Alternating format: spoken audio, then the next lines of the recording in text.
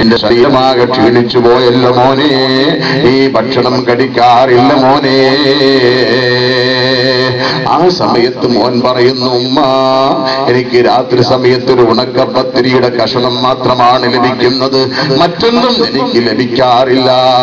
തന്റെ മകന്റെ സങ്കടം കേട്ടപ്പോൾ ഈ സങ്കടമെന്ന് ഉസ്താദിനോട് ഓർക്കാൻ വേണ്ടി ബഹുമാനപ്പെട്ട ഉമ്മ ഗൗസുല്ലാദമിന്റെ റൂമിന്റെ അരികിലേക്ക് ചെന്നപ്പോൾ ഗൗസുല്ലാദം കോഴി ഭക്ഷിക്കുന്നതാണ് കണ്ടപ്പോൾ, ഈ വിചിത്രമായ രൂപം കണ്ടപ്പോൾ ഉമ്മ ചോദിച്ചു പോയി, ഉസ്താദേ എന്റെ മകൻ ഉണക്കപ്പത്തിരി മാത്രം തിന്ന് കഷ്ടപ്പെട്ട് യാതന സഹിച്ച് വിഷമം സഹിച്ച് ശരീരമാകെ ക്ഷീണിക്കുമ്പോൾ അവന്റെ ഉസ്താദായ നിങ്ങൾ ഇങ്ങനെ കോഴി പൊരിച്ചത് ഭക്ഷിക്കുകയാണോ?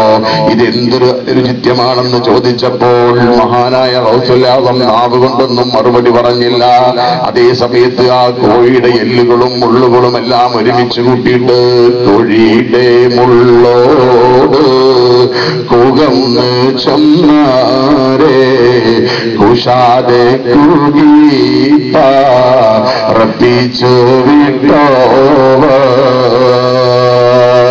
അള്ളാഹുവിന്റെ അനുമതി പ്രകാരം എഴുന്നേൽക്കുക എന്ന് കോഴിയുടെ എല്ലുകളോട് പറഞ്ഞപ്പോൾ ആ എല്ലുകളിൽ മാംസം വന്നുകൂടി, തൊലികൾ വന്നുകൂടി, തൂവലുകൾ വന്നുകൂടി. കുഷാതെ കൂടി